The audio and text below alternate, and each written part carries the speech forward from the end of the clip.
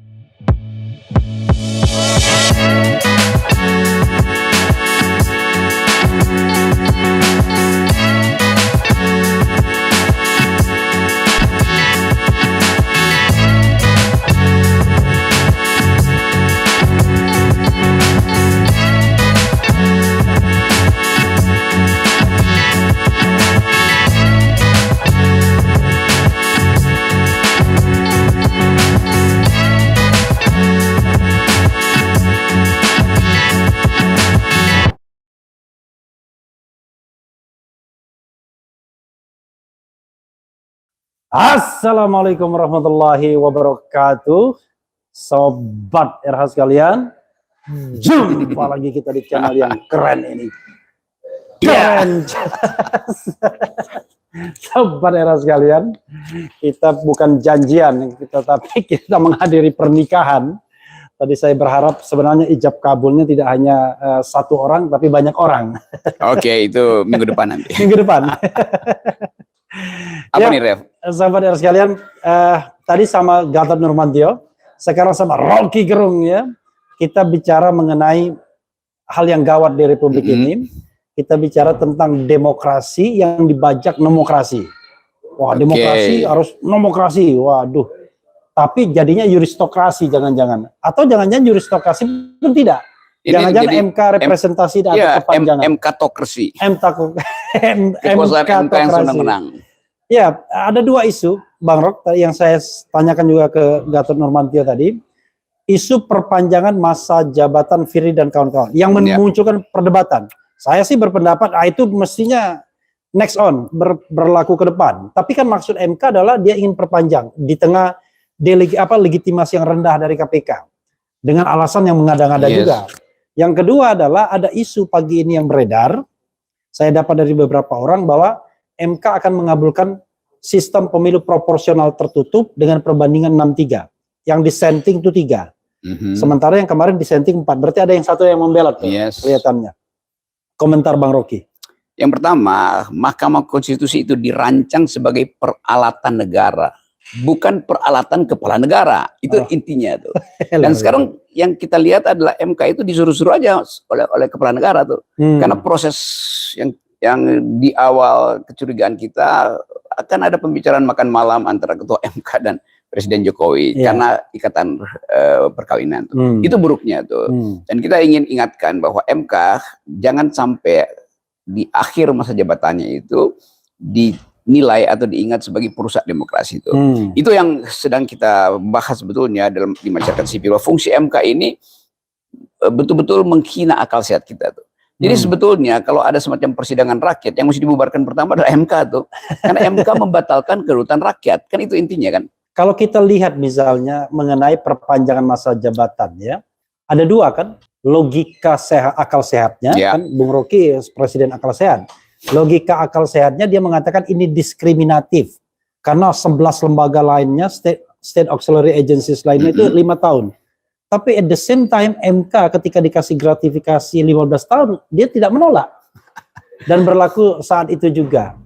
Nah, yang kedua adalah kalau terkait dengan sistem pemilu ini apa urusan MK menentukan sistem pemilu yang cocok atau yang konstitusional, bukankah itu sifatnya dinamik gitu?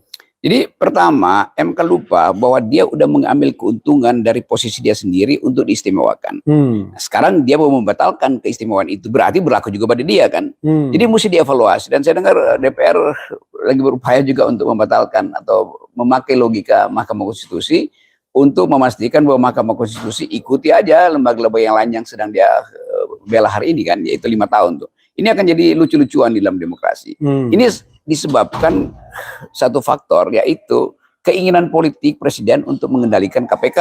Karena itu peralatan presiden harus dipastikan masih bekerja di tahun politik. Jadi semua isu tentang ya ini soal judicial review basisnya udah bukan.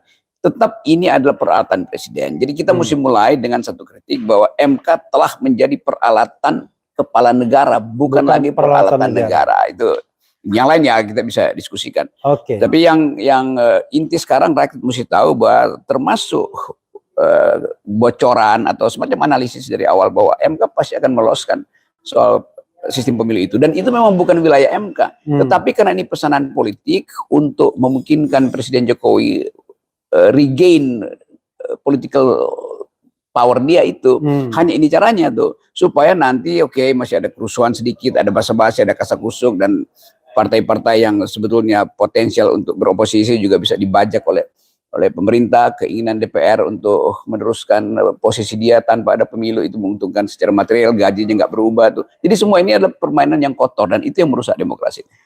Bang Rok, jadi ketika katakanlah ada kekuasaan mendeklarasikan Ganjar sebagai calon presiden, ada juga rencana Prabowo mungkin berpasangan dengan siapapun, kemudian ada koalisi perubahan, orang kemudian menganggap sudah selesai yang namanya isu penundaan pemilu dan perpanjangan masa jabatan. Bahkan relawannya pun dibubarkan kemarin itu. Tapi dengan isu MK seperti ini hidup lagi. Sebenarnya seberapa serius sih kekuasaan itu ingin mengupayakan perpanjangan masa jabatan atau penundaan pemilu ini? Ya itu artinya yang semuanya sudah selesai, yang belum selesai kegelisahan Presiden Jokowi. Kan itu dasarnya kan. Jadi selama Presiden tidak legowo dan menganggap bahwa dia berhak untuk jadi kingmaker pada semua kesempatan politik, itu menunjukkan dia gelisah sebetulnya. Kan Pak Jokowi udah kasih endorse pada Prabowo, tapi mungkin dia pikir ya Prabowo bisa berubah pikiran juga. Ya, memang semua presiden yang terpilih secara demokratis tidak perlu mengikuti perintah atau bujukan dari presiden sebelumnya kan, karena etikanya begitu tuh. Bahkan terhadap Ganjar yang seharusnya Pak Jokowi bilang itu kan agen saya di PDIP, dan dia merasa bahwa Ganjar pada akhirnya nggak bisa dia kuasai lagi tuh. Jadi Jokowi kesepian secara politik. Nah kesepian itu kita mau tanya kenapa? Kesepian bisa basisnya ketakutan, kan itu dasarnya. Kalau kesepian basisnya adalah wisdom, kebijaksanaan, maka dia akan bilang silahkan jalan, saya memantau dari belakang. Ini adalah kesepian presiden karena takut ada problem hukum setelah dia lengser. Tapi ada kesan kan sebenarnya state captures ya. Semua lembaga-lembaga negara ini disandra oleh kekuasaan. KPK disandra, MK disandra, bahkan partai politik non-state institution pun disandra semuanya.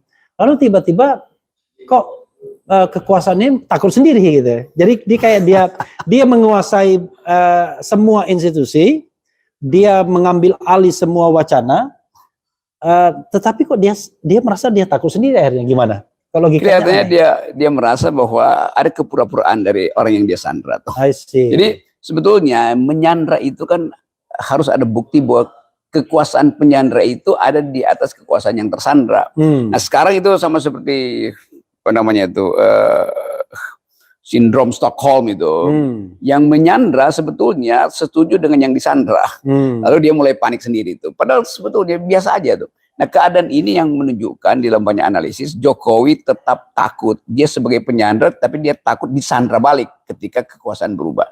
Artinya kemampuan dia untuk mengantisipasi bahwa peralatan dia untuk menyandra seolah-olah dianggap itu seluruh faktor masih dia kuasai, ternyata enggak. Jadi grab Presiden Jokowi terhadap permainan politik yang dia rancang sendiri hilang di tengah jalan. Bang Rok, masalahnya adalah kalau kita bicara ketelanjuran ya, artinya kalau misalnya maju kena mundur kena atau buah si malakama, bagi Presiden Jokowi saya mau berkompromi dengan proses yang demokratik ya, berkompromi dengan akal sehat dan lain sebagainya. Tapi ada nggak jaminan saya nggak diapa-apain kalau saya nanti step down begitu? Itu pasti itu kan common sense-nya dia. Iya, common sense-nya itu. Dan kita tahu bahwa dia nggak bakal diapa-apain. Tapi justru kalau dia masih cawe-cawe, dia bakal diapa-apain. Kan terlihat semakin Jokowi ingin mengendalikan politik, semakin orang tahu berarti ada problem tuh. Kalau dia legowo tadi ya orang anggap oke, lengser ke Prabon, nggak akan ada persoalan bangsa ini bangsa. Maaf. Mikul dur mendem jero. Iya itu. Tetapi di dalam pikiran Jokowi nggak mungkin itu terjadi karena perubahan politik bisa berjalan di luar yang dia bayangkan. Nah, bayangan buruk Presiden Jokowi ini sebetulnya yang menghantui dia sehingga dia harus atur semua peralatan MK, KPK, Departemen Dalam Negeri segala macam agar dia bisa kendalikan. Padahal legitimasi presiden, endorsement power dia kan makin lama makin habis. Oke.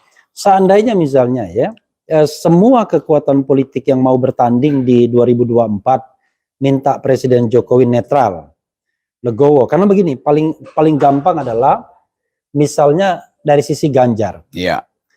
Adian sebagai wakil ketua tim sukses, awalnya kan semangat sekali itu bakal di endorse.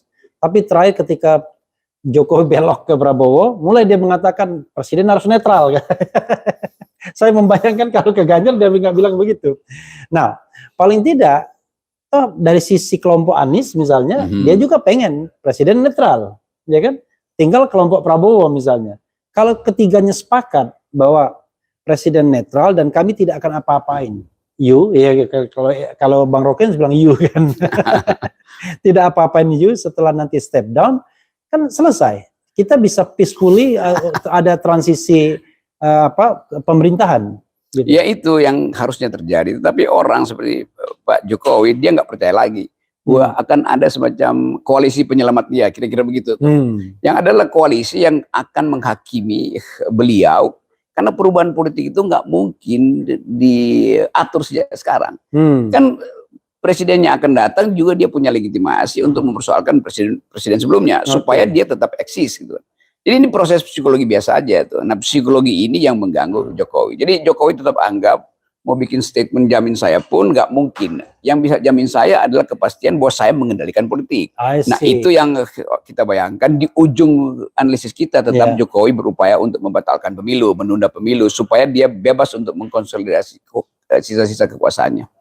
Tapi kan kalau kita bicara mengenai dia seperti memegang asap, ya kan? Sesuatu yang kelihatannya dia mudah dia pegang, tapi nggak bisa dia pegang-pegang. Let's say katakanlah yang berkuasa yang dia endorse, tapi yang tidak ada jaminan bahwa dia pun tidak diapa-apain ketika rakyat pun bergerak meminta bahwa dia harus misalnya ya, ini misalnya dia harus diproses misalnya. Ya itu poinnya di situ. Jadi Jokowi ini sebagai politisi itu seperti lagi nunggang macan. Kalau dia berhenti dia diterkam oleh si macan. Kalau dia jalan terus dia kelelahan juga tuh. Jadi dia bingung mau ngapain tuh. Sementara nggak ada pohon yang dia bisa tangkap untuk dia bergelantungan di situ kan. Jadi ini keadaan yang berbahaya sebetulnya. Dan selama itu tidak bisa diselesaikan sendiri oleh Jokowi, nggak ada yang mau bantu dia. Satu-satunya cara adalah Jokowi kasih public address, datang ke Refli Harun Channel untuk mengatakan, saya Presiden Jokowi, saya sadar bahwa politik sedang terganggu dan saya mengucapkan terima kasih buat dukungan publik selama 7 tahun, tapi saya mulai sekarang berjanji depan Refli Harun tidak akan cawe-cawe lagi, gitu. Baru dan berharap jadi candas itu. Berharap kemudian sebagian rakyat ya memaafkannya ya. Iya memang. Karena ada sebagian yang tetap mendukungnya kan. Kita realistis kan. Gitu. Ya, maksudnya channel Refli Harun itu semacam perwakilan dari oposisi gitu. Jadi minta maaf pada oposisi karena selama ini Pak Jokowi tidak percaya bahwa oposisi itu bisa jujur.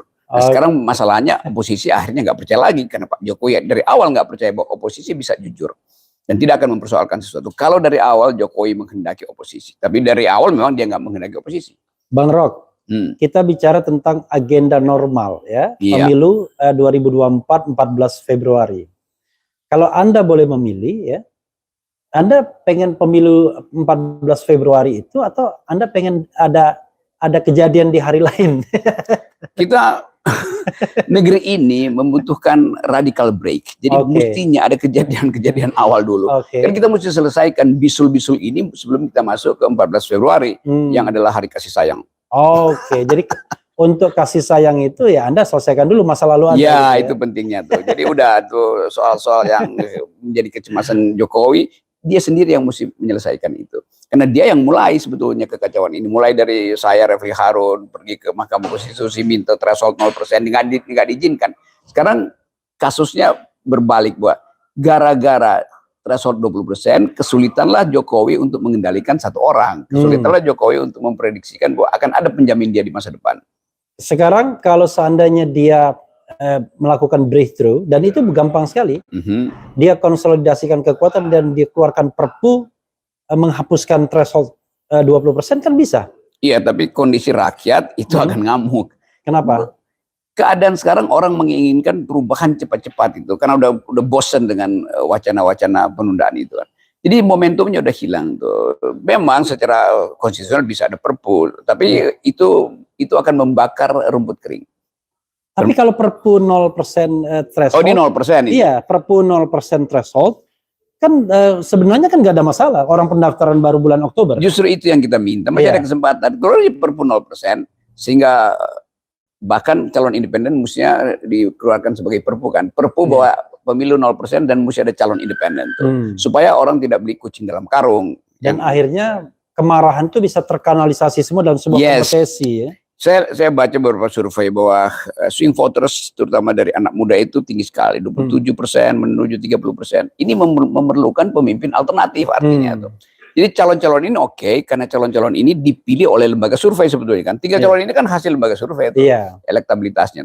Tetapi di dalam kita bayangin ada era baru, Jokowi bikin breakthrough atau radical break 0%. Dan saya menginginkan ada calon alternatif. Maka dimungkinkan lagi untuk kocok ulang calon-calon ini. Kan begitu. Oke, paling tidak kalau kita misalnya independen itu belum bisa dikabulkan, misalnya karena ada presiden putusan MK, minimal 17 slot yang ada sekarang ini. Oh, itu lebih enak buat kocok ulang. Ya kan? More than enough buat 17 slot. Dan saya kira Rocky Gerung bisa nyalon, ya kan?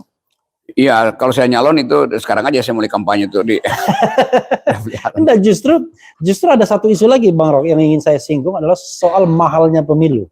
Ya. Kemarin orang bilang sudah mengkalkulasi kalau nggak ada berapa triliun nggak mungkin lah. Ya 3 triliun, 5 triliun.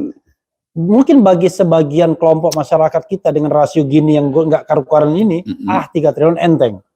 Bahkan bisa keluarkan duit pribadi itu 3 triliun itu. Artinya oligarki bisa membiayai calon-calon itu.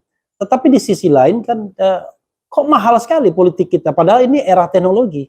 Saya membayangkan kan kayak di Refli Harun Channel ini, kita nggak perlu ngapa-ngapain. Coba modal kuota, kita bisa menyiarkan akal sehat ke seluruh penjuru dunia. Ngapain kampanye datang-datang ke tempat-tempat bagi-bagi amplop dan lain sebagainya begitu. Kalau kepercayaan publik ada, kampanye ini pasti yang sangat murah. Bahkan saya bayangkan KPU nggak perlu pesen kotak suara. Sewa aja atau sebarin kantong kresek aja tuh. Karena rakyat percaya suara yang ditaruh di kantong kresek itu dianggap sebagai kejujuran. Jadi ini adalah perubahan paradigma bernegara dengan mengandalkan kepercayaan publik kan. Nah, selama kepercayaan publik nggak ada itu mau dibilang jujur pun orang anggap oh ya itu artinya ada manipulasi, maka MK akan kebanjiran lagi protes. Jadi kita membayangkan 4 bulan ke depan KPU misalnya bilang begini, oke, kami mulai melakukan pendidikan politik, maka rakyat mulai percaya bahwa KPU tidak lagi menjadi anteknya anteknya dalam negeri lah, anteknya istana tuh. Lalu Presiden Jokowi lakukan semacam pidato mingguan untuk memberi sinyal bahwa dia tidak ragu dengan proses demokrasi. Dia bahkan tidak cemas dengan masa depan dia. Ini cuma perlu 3-4 kali pidato. Lalu rakyat merasa oke, aman. Nah dari segi itu ada semacam etik baru bahwa public discourse akan dituntun tanpa ada pengendalian politik. Ini cuma keinginan seorang pemimpin untuk memberi contoh aja. Dan tapi itu mudah. Radikal. Mudah sekali karena rakyat Indonesia selalu tunggu hal yang baik tuh. Nah, kalau itu justru yang dicemaskan Jokowi, maka rakyat anggap berarti Anda sedang berbuat jahat kan. Dan orang yang cemas itu atau dia betul-betul ingin bunuh diri atau dia ingin menyelamatkan diri. Dan akhirnya kalau seandainya ada public trust seperti itu, setelah pidato 3-4 kali itu, pemilu atau pilpres jadi murah kan? Jadi sangat murah itu. Jadi kita bisa hemat banyak hal. Hanya dengan pidato kecil Jokowi bahwa dia minta maaf terhadap. Jadi nggak perlu sampai ratusan triliun untuk menyelenggarakan pemilu itu. Kampanye pun cukup di RH Channel. Iya, itu cukup dengan kuota 200.000. Iya, oke. Kalau misalnya jadi menteri ya, menteri apa Bung Rocky mau? Menteri Percepatan Perubahan Politik. Jadi Menteri Percepatan Perubahan Politik agar kita mengenal dan lebih akrab dengan etika politik ya. Ya, itu yang selalu kita inginkan. Jadi kita hidup dalam republik yang tanpa etika publik. Itu bahaya. Iya, saya gini, tiba-tiba kalau bicara etika ya, kita stop dulu pembacaan, tiba-tiba saya miris sekali. Coba bayangkan, ada hakim MK ya, baru dilantik, baru terpilih, itu pun dengan menggusur temannya sendiri, ya kan?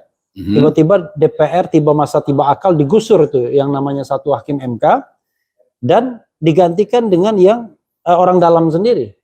Tapi orang dalam ini sudah mengubah putusan dan ditemukan bahwa dia melanggar kode etik, tapi kok nggak mundur gitu ya? Iya, karena dia juga merasa bahwa yang dia lakukan itu secara moral lebih rendah dari hal-hal lain yang dilakukan Pak Jokowi kan. I see. Jadi etik itu kan nggak bisa ditukar tambah tuh. Bahwa itu salah ya salah, nggak perlu lagi ada semacam ini salah kecil itu. Jadi bangsa ini tidak dididik untuk pergi pada prinsip-prinsip awal pembentukan negeri ini, yaitu republik. Republik itu semua urusan publik itu dibuka, bukan disembunyikan dalam kasak kusuk, termasuk kasak kusuk koalisi itu. Termasuk juga memperkecil sebuah pelanggaran etik seolah-olah ini kecil. Iya, itu sering dianggap pelanggaran etik itu sama dengan pelanggaran kode etik. Kalau kode etik itu bisa dibikin 1, 2, 3, 4, 5 terus, sehingga kalau 7 yang baik, 3 yang melanggar masih bisa dimaafkan. Enggak, etika itu final tuh, atau Anda busuk atau Anda bersih. Iya, kan itu. Anda merasa malu nggak, merasa bersalah nggak? Dinyatakan bersalah tapi nggak mau mundur gitu ya. Padahal kalau di luar negeri sebelum diadili etik, sidang etik dia mundur dulu. Yes, jadi gitu. Kita justru mesti belajar dari pemimpin luar negeri. Padahal kita dianggap sebagai orang timur yang rosonya itu mendahului rasanya tuh. Nah, kita nggak ada rasa, nggak ada roso. Itu MK, KPU, KPK sama, semua disidangkan karena melanggar kode etik dan kemudian dengan santainya mengatakan ya sudah, karena sudah diputuskan tidak dipecat, ya maka tidak perlu mengundurkan diri.